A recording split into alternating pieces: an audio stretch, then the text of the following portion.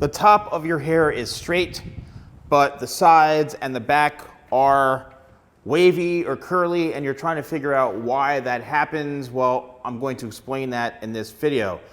So the sides and the back of the hair, traditionally on most human beings, is the thickest on the entire head, meaning that the hair will always be thicker in through this area and this area. That's why when you see people who are balding or losing their hair, the top goes and the sides and the back stay because that's where it's most dense, and you just simply don't really lose hair in those areas. You're losing it on the top. All right, so technically, I guess the hair is a bit of a different type of structure as compared to the sides. And that's why your hair will be a little bit flatter on top and a bit more wavy. It also depends on the haircut that you have. If you have hair on top that's really, really long and it comes down and lays over this, or it's really long here and this is much more layered and shorter, chances are that you're just getting, because the hair texture is so different and this is so heavy and it's weighing down the top because of the length, it's just simply laying a lot flatter. If you were to cut this to match the sides and you were to scrunch it and style it the same way, chances are it's going to be a lot more balanced and a lot more even, all right? Keep in mind also that the hair growth pattern is different.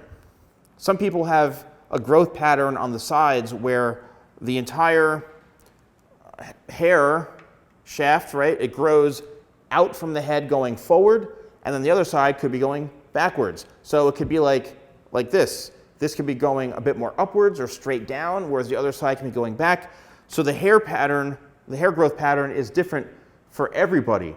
So you may be having a hair growth pattern that naturally is causing the hair to be a bit more full, more wavy, have a lot more texture, and then simply on the top of your head, the hair could be a lot finer, okay? It could be a lot longer because of the haircut or style you have.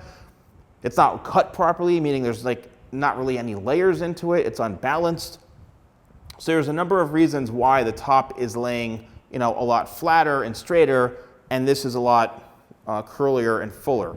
If you do want to balance it out and you do want to have kind of an even texture, again, what you need to do is you need to take a look at the haircut itself.